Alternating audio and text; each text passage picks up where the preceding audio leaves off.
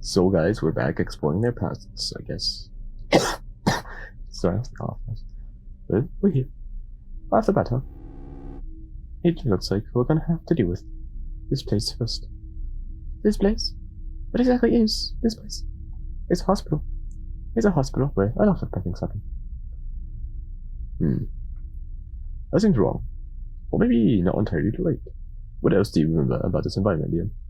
Well, aside from it being horrible, the staff treat us like animals. Not too much, to be honest. I want you to think about what RB told us, Liam. We gotta fill in the gaps for each other where our members are missing. We're starting at the beginning, aren't we? That's right. I don't know what happened to us later in life at this hospital, but before anything, this hospital saved our life. What do you mean? That's right, man. We were born here. I remember too.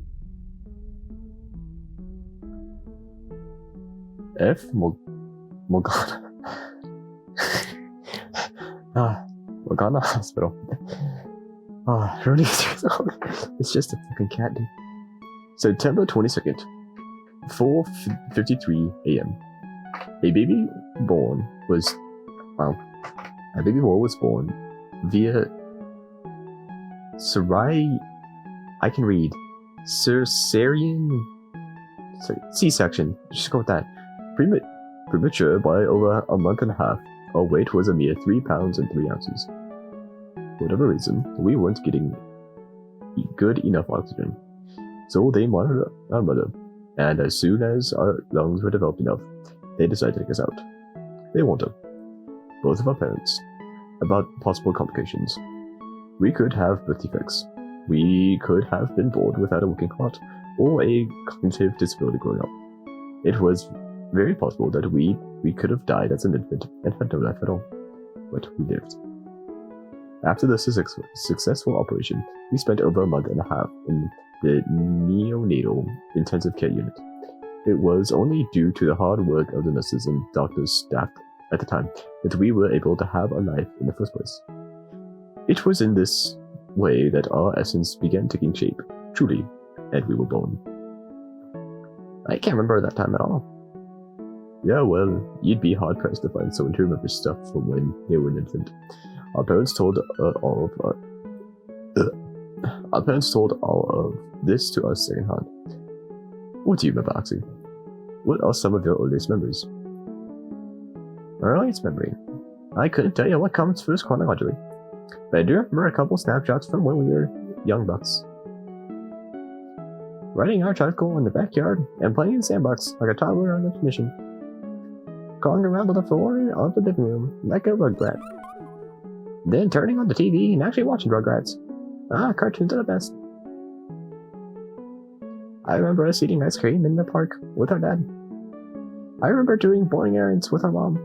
There was a nice lady at the drugstore who always gave us candy. Sleeping bedtime stories, going to the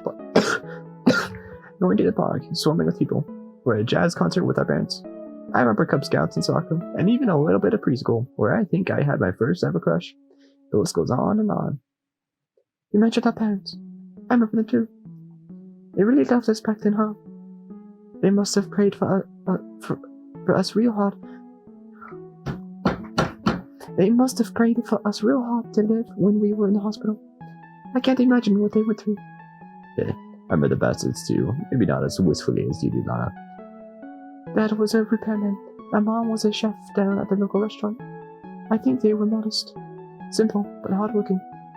A little old-fashioned, but from what I'm starting to remember, they loved us a ton. Yeah, we had a fun as heck childhood. I know it was because of them, I think. I can't believe you guys don't remember the good times. I do, a bit. I remember water balloon fights on our hot days. I remember sleepovers with some of our best friends. We used to play anime card games. Yeah, we used to play anime card games late into the late hours of the night and beat each other up on video games like Super Smash Bros. And Mario Kart. Leave it to X, you remember all the dumb shit. All the unimportant shit. But Hank, don't you remember that time we followed those train tracks all the way down to the woods in order to find a dead body? Did that really happen? Thinking of a movie we watched, I think. Or is it Night in the Woods? Well, yeah, but that doesn't change a single thing. It's still nostalgic to me. Growing up and exploring Enciosis with all our friends was one of the most magical parts of my life, and I wouldn't trade it for the world. What did you say? Enciosis. Yep, that's where we're born. That's where we lived That's where we lived most of our life, I think. The sleepy, small, yet totally exciting town of Enciosis. Long time ago, RB told me that you're not fucking Neo. A long time ago, Neo told me that he'd named me Enk after something called Enciosis. I guess our hometown must have been important to him. Then must be more important to him than he's bet on. What's not to love about Enciosis? The community is tight-knit. It's quiet and homely there, and we were only an hour away from the big city. It's definitely funny. I remember a lot of happiness growing up where we did. The lake in particular was where we spent a lot of time, I think. Does anyone else remember spending a lot of time there? Vaguely. We used to come up with the idea of the lake, didn't we? Yep. About all sorts of things. And not a care in the world while we did it too. I feel weird for bringing this up, but we drew a few important pictures with our friends at the lake. Our friend. What was her name? Does anyone remember? Not me. Nope. Nah. A friend. I think I feel the same way as you do, Laura. I want to remember her, but I can't. It was a really happy time, that's all. Hey, aren't we ignoring something very important? I know we had a fun childhood, but as much as I'd like to romanticize it, like you guys are, it wasn't all great.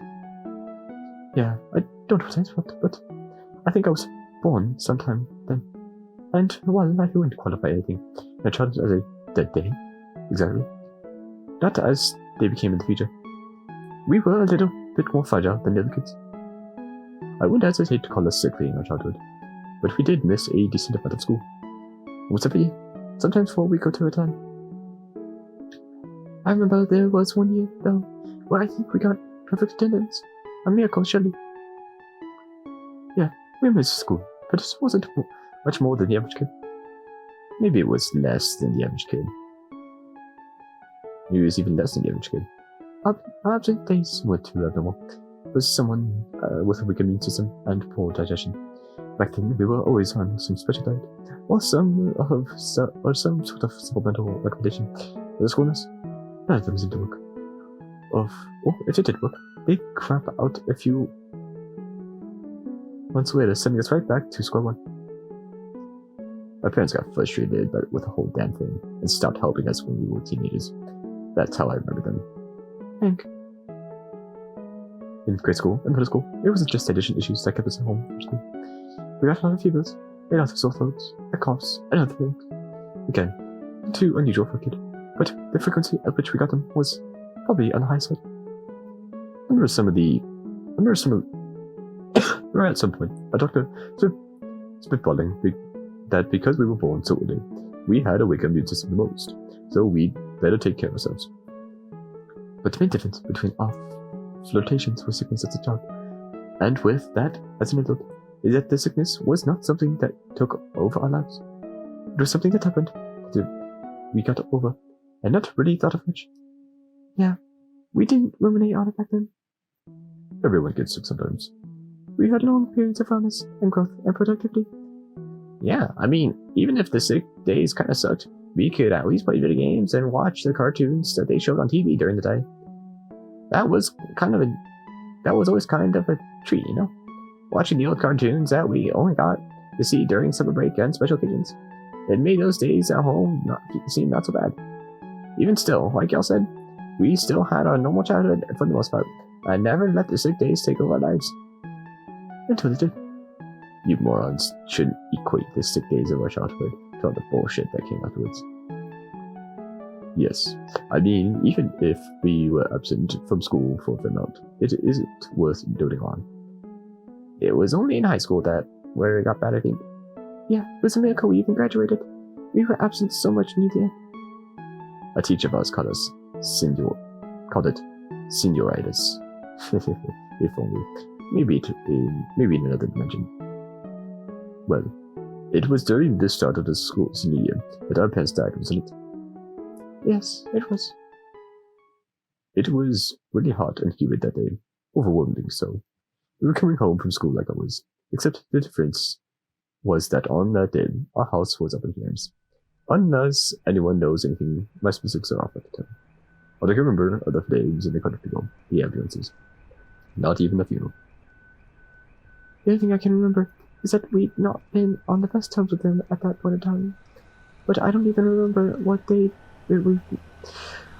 be mad at them for. All I know is that it doesn't matter now. It's just another added regret to my heart. Yeah, I remember the police. No foul play suspected. Would have done crap. It's not like they had enemies. Or at least, I don't think they did. I don't know a lot of specifics about what they'd done. But I do remember what we'd been arguing about with them in the months before. Arguing about what? Our sickness. This was before it had gotten as severe as it even treated. But back then, we were still fatigued and sick to our stomach almost every day. As a result, we missed a lot of days in school that year. Eventually, we were at the point where if we missed any more days, we'd risk not graduating. So our parents forced us to attend, no matter what. It didn't matter if we doubled up on the floor. It didn't matter if we'd been up the entire night writing a pin. They yelled at us, randomly, threatening us to attend class or else. I see. Because the doctors, of course, initially. But at the time, we're probably getting it again. The test results only came up as negative for quite some time. IBS. Psychosomatic pain disorder. No vitamin D deficiencies. Negative. I know our parents knew. They took care of us and sacrificed so much of our lives to be there for us growing up. I never said they didn't do that. I have little doubt they loved us too. Parenting is hard, and the relationship between a parent and a child is not completely black or completely white. At the time, they thought what they were doing was best for us, that we'd snap out of it and become stronger as a result. That never happened, of course, and it was the wrong way to go about it. But I truly believe they had good intentions. Hey, I see. I just have all these memories of them telling us to love us, and all these other awesome things. You say they aren't usually black. You say there aren't usually black and white relationships, Neo. Did you forget what comes next? I remember. We went on to live with our aunt after our parents died. That's right, the queen herself. But it was only for a short number of months. She definitely wasn't a good person. She would threaten us, even when we were judging. She stole some of our inheritance money, I think. It was only later in life we realized that. She was also emotionally manipulative. Well, we eventually emerged from high school. We weren't broken yet. We had hope that the bad times would behind us, even though the bad times had not yet begun in earnest. Because our parents and the insurance, we had some money. We at least had the money our aunt didn't steal from us. It was our parents' wish that we go to college, right? And we did. We went to college and dormed in a room with one of our friends from high school. Boy, did that turn sour quickly. We made it, 3 semesters? This is around the time when my memories start to become clear. I remember standing in line for student registration and not being able to send the upgrade. I was overwhelmingly tired for absolutely no reason. And the next day, I remember being woken up by pain, like 100 needles twisting around inside my body. I remember our sleep caught itself, our grades becoming worse and worse because we were unable to deal with class. We may have had bad days before, but none of the days before this could be considered dead days. Now we were dealing with dead days. Dead days? That's right. That's what we called them. An unproductive day of lying in bed. Too sick to move, too sick to dream. But tried to live. It was a day where we might as well have been dead, because we accomplished absolutely nothing with performance. A day playing video games, and relaxing was another day. A day involved in nothing but staying in bed, tired out of run, Billy glancing at a phone. We entered the room, welling up, wishing we were dead. The days were the first days, and we had years worth of them. Oh, yeah, I'm sorry to regress some of those dead days. But it wasn't all bad back then, was it? The dead days were infrequent at the start. We had some help to do things. Yeah, a friend from high school. Yeah, they were a roommate. I love the time when we were too sick to... They brought us food and water. Well, they really cared for us. They were amazing. But eventually, we became even too much for them, right? Yeah. The feeling pressure from our grades, our insomnia, a growing inability to food, and constant lethargy. It all came together to create the perfect mental health meltdown during our second year. We saw a psychiatrist for the first time, and they prescribed us antidepressants and sleeping pills. That's right, they tried to shut me up. But you can't shut up ink. It only made me stronger. Unfortunately, what a medication they prescribed worked initially, they eventually pooped out. Some had bad side effects. A few were even addicted, more of a curse than a blessing. As the years went on, we tried medication after medication in order to control our evolving negative thoughts. It was too late when we realized later on that a few of these substances may have done permanent damage to our brain. We even made the mistake of pushing ourselves through college time, as our parents might have made us done. Not pacing ourselves made things much worse overall. After college at work, I remember we moved in with our roommate's family. They were awesome. Yes, they helped us a lot with food and stuff, and encouraged us to seek out more medical care. Which we did. We started seeing doctors again, and doing face tests, bloods, neurological, specialized digestive systems. Negative. We're starting to think I'm going crazy. Weren't we though? A little. Yes, of course. Our body was shutting down. Our mental health was getting worse and worse, and the pills, when not working, made us feel like we were pushed up against a wall. Our mental state wasn't good at the time, but that's nothing to be ashamed of. There are different degrees of worthlessness though. Yes. Soon it got even worse. Your voices have merged again, that's awesome. We had to move out of the dorms after we dropped out of college. We got our apartment in the Sketchy neighborhood. That was all we could afford, living off that tiny bit of money left. For many young adults, getting your own place was seen as a huge accomplishment. For us, it took all our strength just to move there, with a ticking time bomb of savings and a newly accrued debt. We had a lot of insomnia, and a lot of worries leading up to that day. But once we're there, we resolved ourselves. That's right. We did it again. We're going to get better. We're going to protect ourselves. We're going to get ourselves a job to support ourselves, follow our dreams. We're to get ourselves out of this mess. Get our shit together. Become a functioning member of society, no matter what.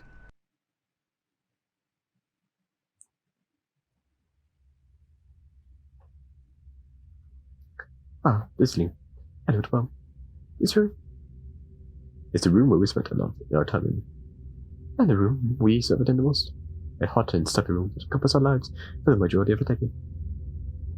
It wasn't supposed to be like this. Yes, when we first moved in, we made a vow to ourselves, remember? I need to give you a voice, I guess. This is going to be a new chapter in our life. Yes, I think I'm out of voices. This is going to... Fuck it, you just get RB voice. This is going to be a new chapter in our life. All the pain of the past is gone. The future will be bright. Yeah. If only we knew how many plateaus of suffering we'd end up reaching from that point onwards. We tried our best to change our lifestyle. We tried different diets, supplements, herbs, and doctor visits in order to improve our digestion, our energy, and our horrible, foggy brain. We tried to take care of ourselves in this room as best we could. There was this list we were following religiously for a while. It wasn't a bad advice. Sleep hygiene, eating 3 healthy meals a day, at least half an hour of heart-pumping exercise per day. Although that got harder to do as time went on, as we did eating and sleeping.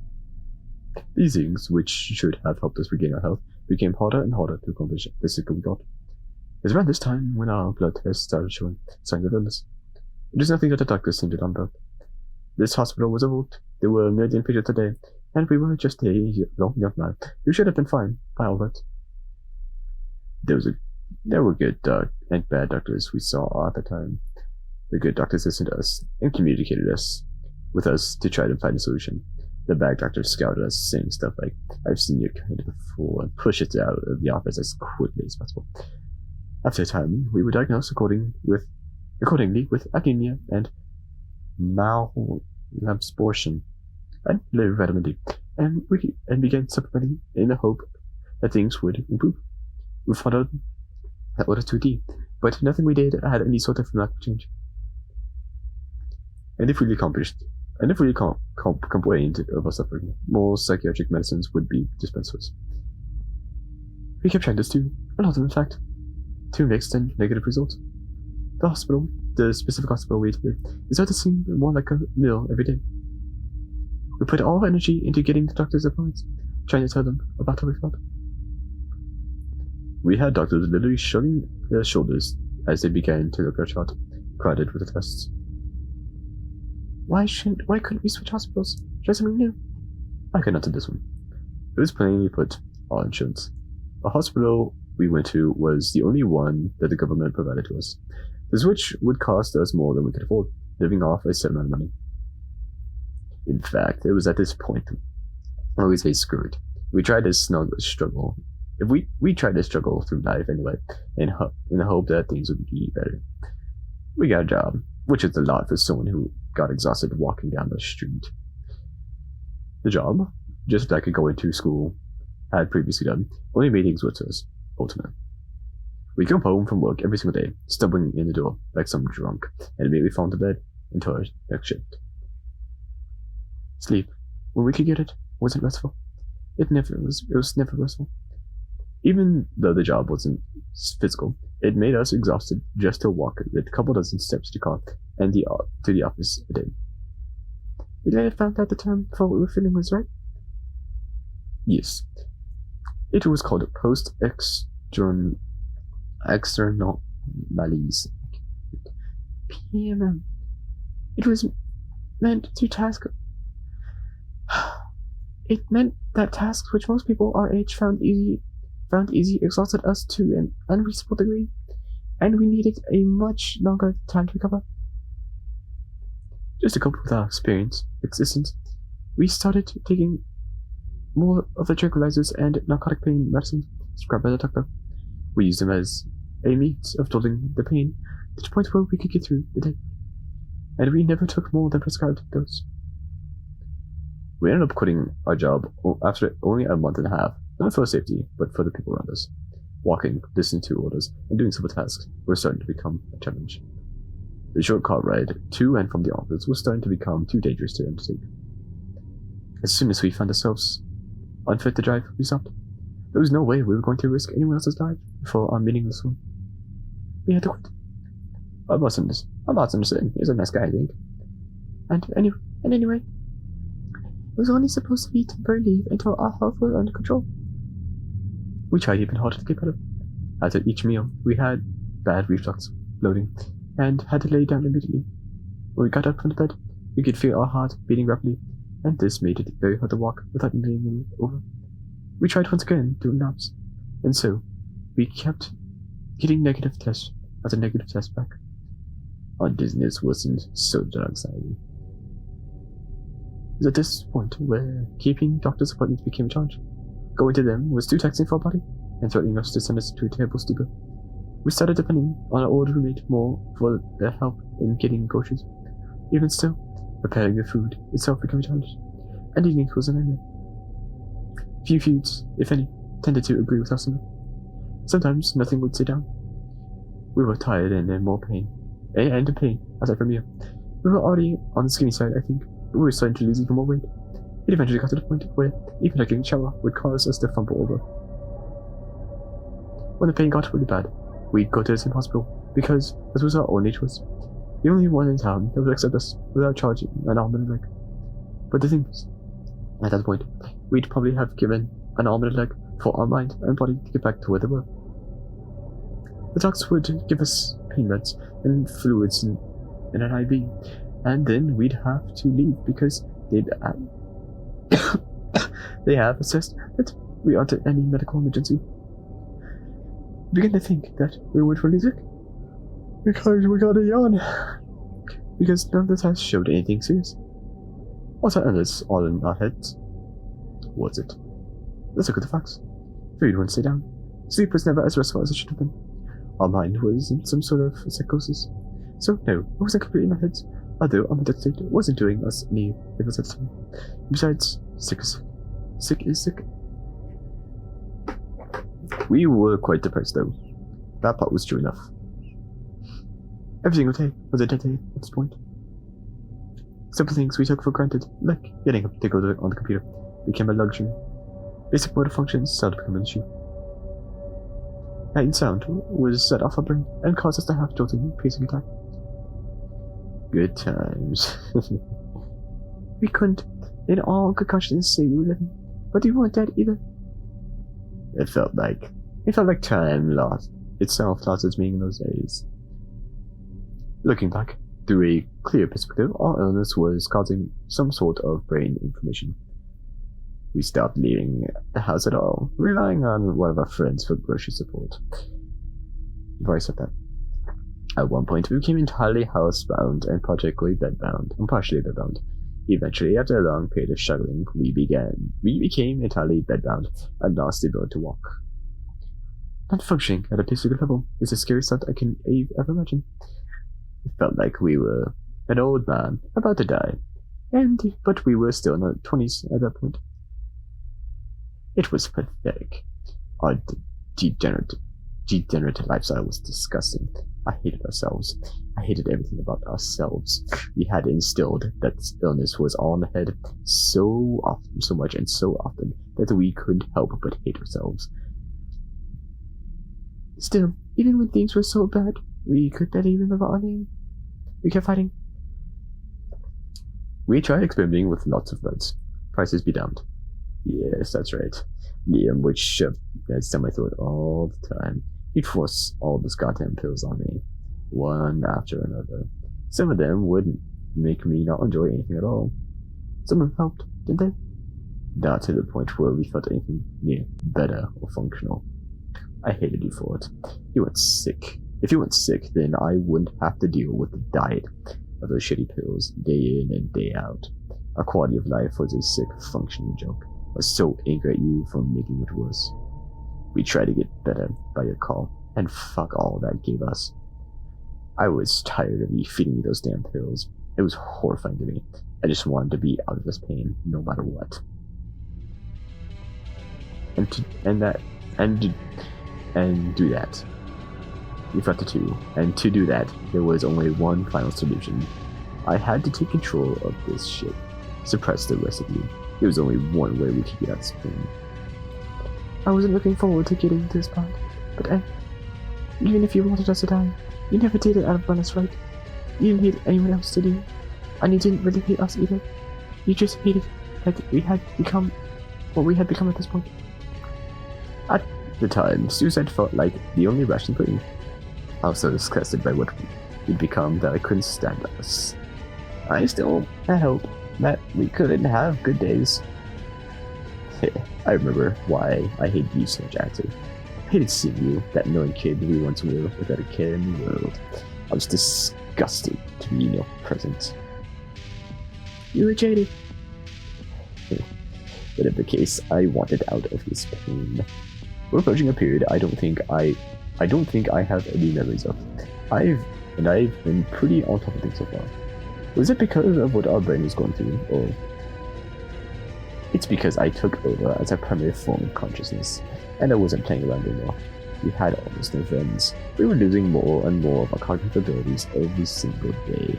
We were in pain from the moment we woke up to the few moments of the day where we slipped in an hour or two of crappy sleep. In my mind, we were already dead. The experience of taking mind-altering pills and being unable to enjoy anything was too hard on me. Nothing was pleasurable, and nothing could make us feel any emotions other than pain. One time I tried to leave the house for some groceries. We got dizzy on the way there. I fell down on the sidewalk and couldn't get up for over 2 minutes. Whenever we thought we could go, ow! Bit my fucking tongue!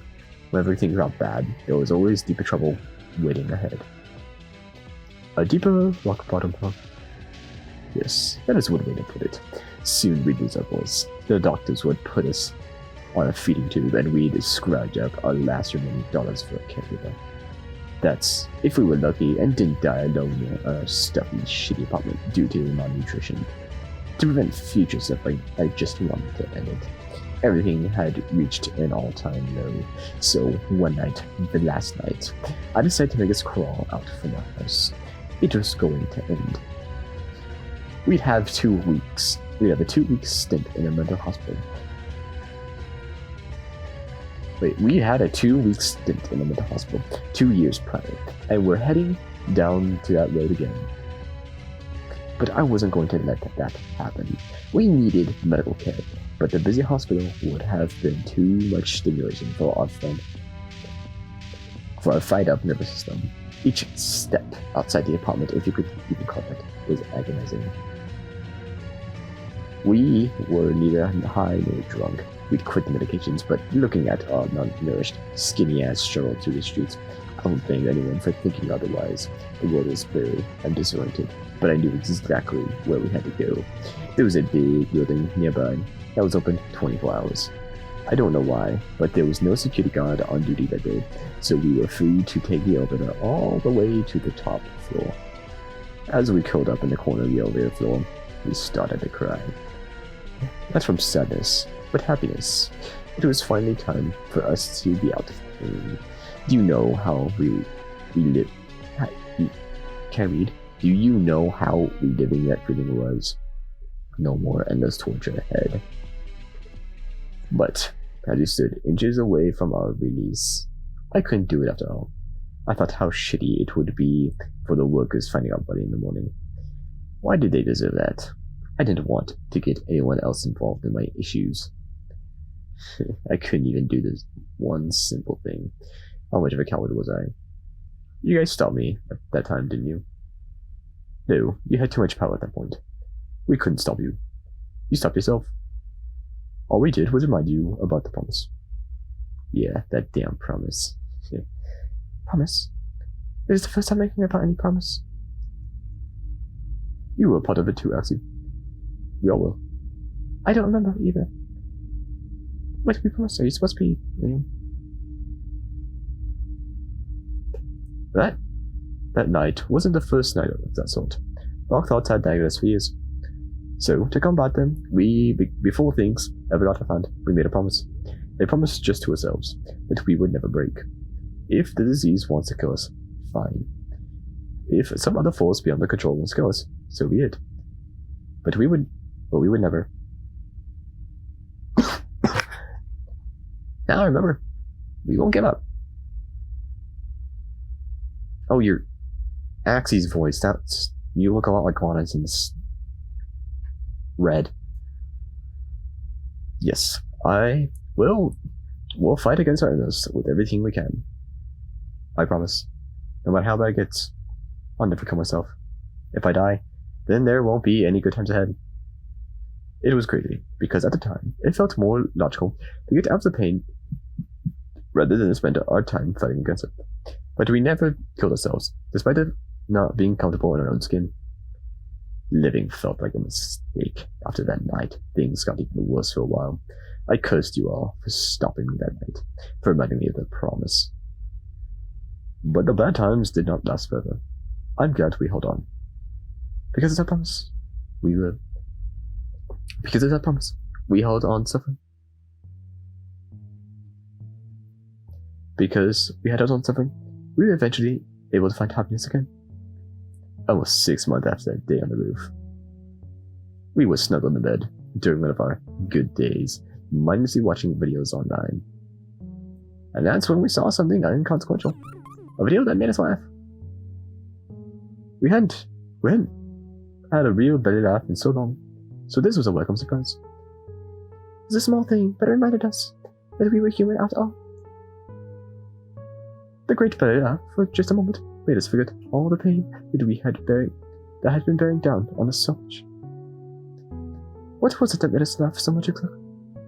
Well, it was the kind of video that made anyone might see on the internet. The dumb video as a gateway into something that transformed our life.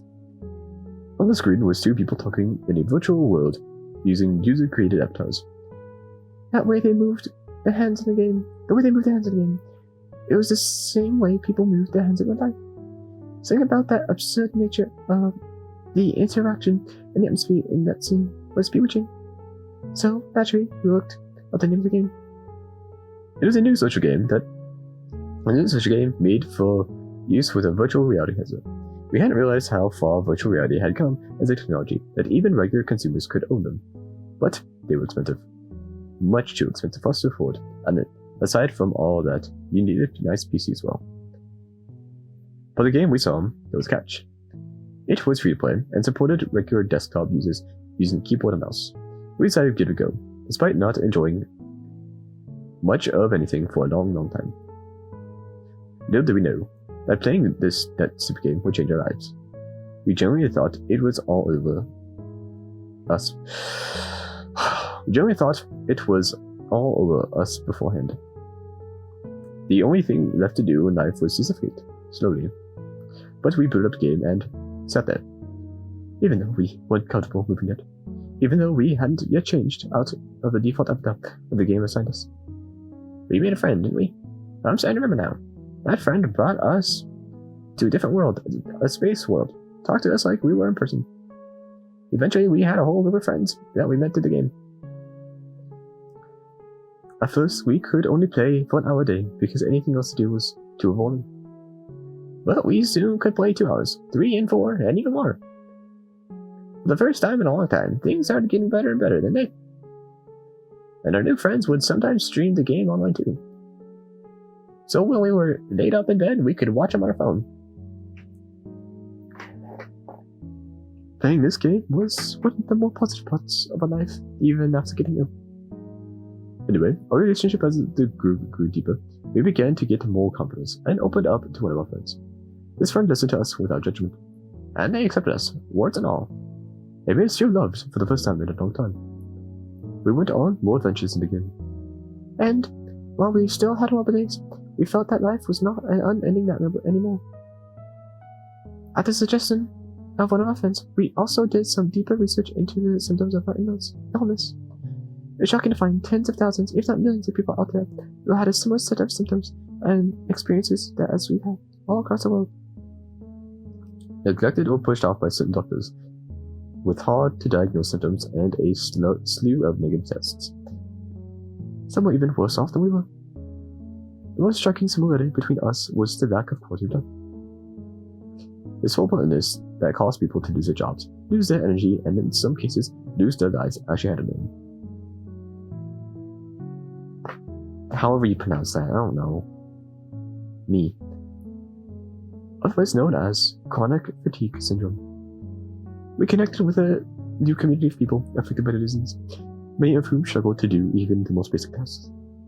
That year during the holiday, one of the nicest things that ever happened to us was in the game with our friends. I slowly transitioned from being completely mute to typing to eventually using a mic. The last step to becoming fully immersed in the game was out of financial reach. It would be irresponsible to use the money our parents gave us on something other than necessities, since we couldn't earn money on our own. But that holiday, a couple of our friends, well, needless to say, they surprised us. They had never met us in real life. They had no idea if what we told them about ourselves was true or false. And yet, they pulled together some money for us to get better computer supplies and a virtual reality headset. It came in the mail, and for a second, I thought it might have been a mistake. We were shocked, obviously. Generally, it was hard for us to accept a present because we viewed ourselves as worthless. It was just about the best present we could have asked for at the time. To this day, even now, in whatever place this is, it's still one of the most meaningful gifts I've ever received. We could now experience the world that weren't our own. Looking into a virtual mirror, we could imagine anything. We could be anyone and go places that we couldn't have imagined before. But the true power and magic of VR was doing all those things socially. With this technology, you didn't need to be in the same room as others to interact with them. Eventually, for the first time in God knows how long, we started falling asleep with good thoughts in our mind, excited for the adventures to come in falling day. Even if those adventures weren't virtual, it didn't matter. Again, the VR helmet we found in the tank. It was under Liam's rock. Is that? It's gotta be why. A couple of things were starting to make sense, but I think there are still more answers to uncover.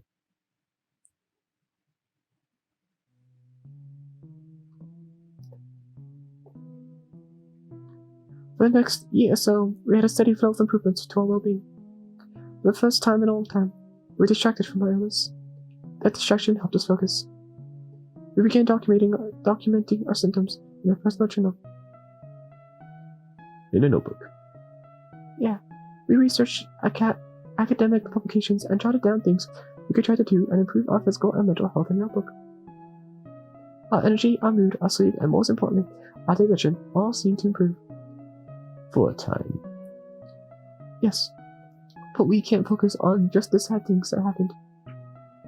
We might have done that in the past, but to do so now, after experiencing happiness again, this feels wrong. The idea of improvement didn't send us back to normal, not even close, but any sort of improvement was a big step forward. It was only small things at first. Our energy was limited, so we decided to use it economically with stuff that made us feel good, like taking care of our hygiene. We followed our own schedule. We made sure to do our own laundry, and even cook if we were feeling up to it.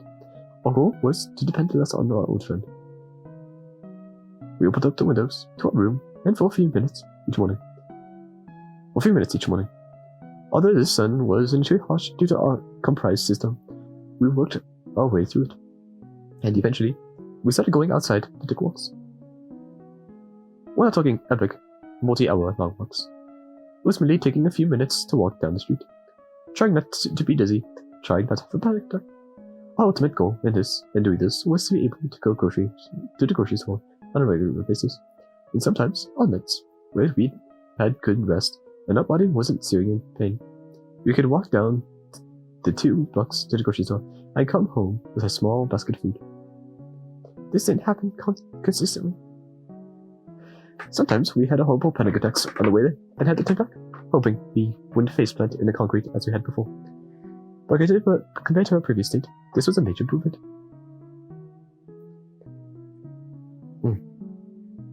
Okay. Even if it was only through a few things, we felt like we had our independence back. And with this encouragement, we started pushing the push forward towards a positive mindset. One of the most productive steps we had ever made was forgiving ourselves for being so sick. It's important to have realistic expectations of what you can do in life. We had realistic expectations for our life before it all turned to shit. The ability to work out for ourselves, to think for ourselves, and at some point we wanted to have enough money to eventually travel. Living in this room forever wasn't the plan. We loved Incioses, but our bad experiences here had kept us sitting. Wouldn't it be nice to start over someone new? VR was a great escape, but it wasn't real life. We wanted to know what it would be like to experience new cultures, try different foods, and see, in real life, what kind of places we never thought we would see. There's no law against streaming. I know my life. Coming home and spending time with the family will depend on where you live. Those laws against streaming. Water. Happiness. But our mind wouldn't let that fantasy run very far, because it wasn't possible. To make a family would require meeting new people. We didn't think it was fair to expect someone to spend their lives together with us if we couldn't take care of ourselves. I think that's wrong, Hank. I think it was still possible for us to meet new friends, even in our state. We had online. And besides, there's no shame in dreaming about those things. We began to get excited for the future as well. In October, the Ansiosis World's Fair was to be held, an event which only happened once each decade. Our old friend group from when we were kids contacted us and asked if we wanted to meet up there as a little reunion. We were getting to the point where going out in public for an extended period of time, it felt like it could be a real possibility. The old friends we had mostly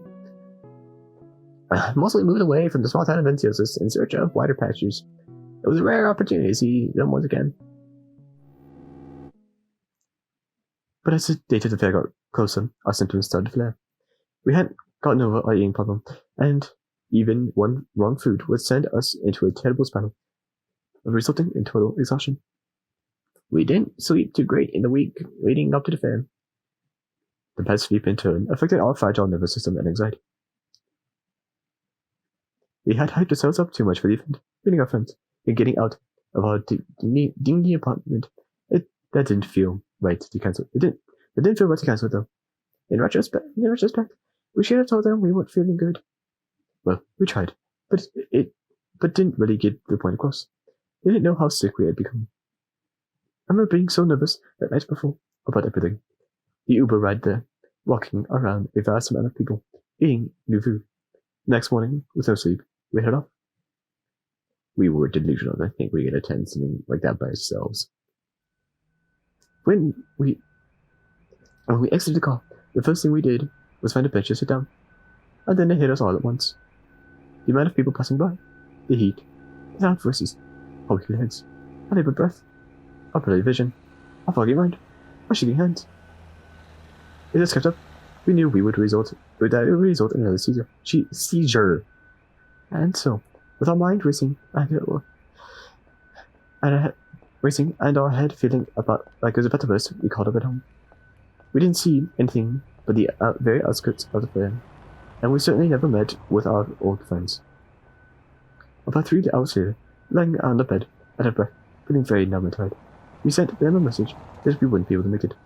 Then we turned off our phone and tried our best to endure the hell our body was giving us for the next 12 hours. At some point, we turned our phone back on, and we were bombarded with messages. Where are you? We're waiting. Did we get the place right? Hey, are you okay? What the hell, man? Where are you? It looked like the messages we sent them didn't go through. We apologized. The whole situation was irresponsible of us, and we were embarrassed. We spent the next few days in a haze, unable to go to the computer, spending our time dealing with pain. And when we eventually went back to the computer to talk to our online friend group we met in VR, it felt like something had changed. Only a few members of the group were online. For us, it was an incredibly close group. But they had swept the splinter. Real life obligations had become too much for them. As they were caught up with their own things, we didn't talk to them much in the next few months. Everything crept up on us once again. Our mental state was getting worse, and all our terrible symptoms were flaring in full force. None of this should have mattered, but we felt like we were taking ourselves too seriously.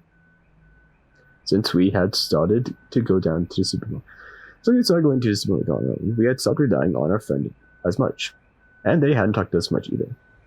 We felt ashamed for being so miserable all the time that we just had to get over ourselves. It just didn't feel right to talk to our online friends only when we were miserable, which was all the time now. So we decided to keep our distance for the moment. And since food, even safe foods, was starting to get sick, we stopped eating. This is where time stops for me yet again. Things are very foggy, and my memory is fragmented. I remember dry heaving into a bag next to my bed. I remember wanting to get water, but being too weak to stand up. I remember a lot of confusion. I remember my stomach, despite not eating, being inflated and bloated. Our image, when we looked in the mirror, was of a pregnant skeleton.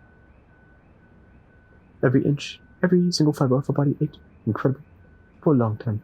All of this and more. How many times did we go to this shitty merry-go-round of suffering, getting sicker, getting slightly better, having hope and having it all crushed down again. Nothing is forever, Hank. There is an end to everything. I remember light. Me too. I know a bright light. Our head went thump, thump, thump. We couldn't speak. Somehow, we weren't in as much pain as before. That was due to the meds they injected into us every hour. The doctors and nurses mumbled when they talked. Seizures, septic shock, malnutrition, kidney dysfunction, traumatic brain injury. So many words were being thrown everywhere.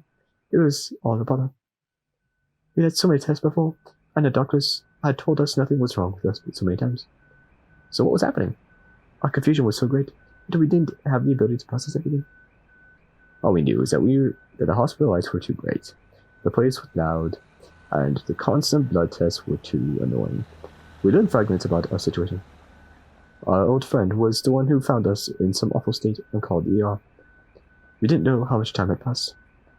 The main thing killing us was something called sepsis. None of you guys remember what did that after this night, right? Not me. Only. You see, this is what I was afraid of. Our body being in so much agony and discomfort that we'd reach even lower state. It's just like Abby said, there are an infinite number of rock bottoms. The rest of our life was short and miserable and devoid of things that made us feel human in the first place. Personality and pleasure. How absolutely disgusting of us. That's not true. That's not true. I think there's more good that happened to us. The person who found us was our old friend from childhood. The one who stuck by us for so long. I think she visits us often in those final days. She wanted us to be a marine biologist, remember? When we were in the hospital, she showed us a cute gift on her phone. Oh, she wanted to be a marine biologist, not us. Okay, that's kind of weird. Okay. Of what? An axolotl. She used to show us this funny gift on her phone of an axolotl sitting in the tank, opening its mouth and reacting too late to food pick. The axolotl was so dopey that it made us laugh. Don't you guys remember? I think she may have showed us that gift before the hospital too. It was her favorite thing to show people because of how cute it was. She would talk to us at great lengths about axolotls, about their incredible regeneration powers. Our scientists were studying them for stem cell research, their incredible resistance to diseases like cancer, and how they were almost extinct as well. We were fascinated too. To us, these silly creatures seemed almost mythical. Their obsession must have been contagious. We fantasized. Wished we could regenerate ourselves like an axolotl could. We put all our soul into that delusion, and I guess it came true in a somewhat roundabout way. The doctors couldn't do too much to fix our poisonous blood. It was too late. How did someone so young get into such a state? What was the cause? Our body was so messed up, it even rejected IV nutrients.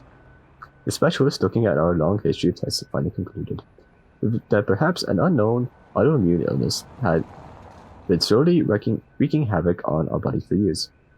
Bodies. Yes, I think at the very end, when we were finally diagnosed with something, it did little good to be diagnosed with it though. But those days weren't terrible. Due to talking with our friend, I think we managed to, so certainly, climb up from our biggest rock bottom yet. We died with the thought of axolotls in mind. We were invisible to the world for a long time while we were alive. The saddest part to me, we were invisible. I say that right? I don't know. The saddest part to me is that not even our own death, but the fact that we were, as we learned, countless others in pain whose quality of lives got cut short due to illness. I see. So that was our life before the tank. Hey Hank, I'm glad I met you again.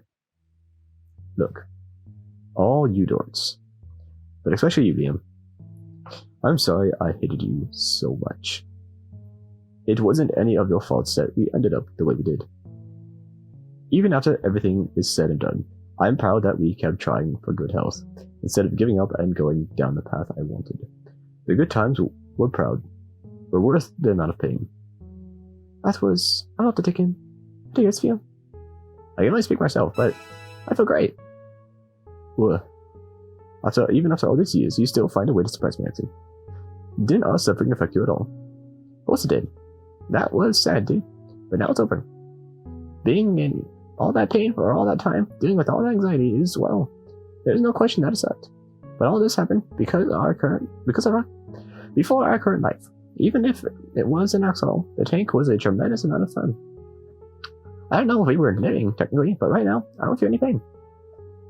The only thing I regret is if we stopped fighting, like Hank said. But we didn't, even at the very end. I chose to move forward on from what I saw. I want to move on too. But I refuse to completely ignore all this sickness completely. If I could, I want to help people who are in a similar situation. To show them that there's hope. I know how special a simple act such as walking down the street can be for someone who is in a dire state of mind. I want to be happy and cherish each moment that I'm not in pain. And if I get in pain again, I'll search for a way out. It's that simple. How are you doing, Laura? Yes, about us, but I want to know how you're doing. Are you taking it? Well, it's sad. As you said, there were a lot of hardships, but I think we still had plenty of great moments before getting sick. I kind of got glossed over. That's right. Life is so much more than just a sum of its parts. Like James said, I'd like to help people if we got the chance. Well, ain't that just like the thought of us? A few of us want different things, and yet somehow I can see all of our ideals coexisting at the same time. That's what it wants. That's what it must be like to be a whole. Probably a different personality emerges from that altogether. So Neo, what's your take? I accept what we just saw as the truth, more or less. A lot of it I told you guys from my own mouth. I'd rather look at all of this through a new perspective. A lot of our observations were a part of our personalities initially in the tank, such as mine to get home. Make all the more sense. And Enk, why so long you want to kill Liam so badly? That should be obvious too. But, there are still a lot of good many things that don't make sense. Why are we here? Who is Arby? Why this whole roundabout game? With the tank, or essences as he put it. This whole thing. What comes next? I think we'll find out shortly. Me and Enk have lived an entire different world under his orders for a while now. We saw our Kindred's spirit and introduced him to Arby. Arby is gathering up a similar class of people. I'm not sure against who, exactly, all the details, but I think he means war.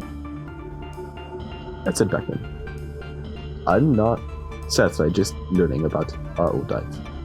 It's time for a rock bottom to tell us everything once and for all.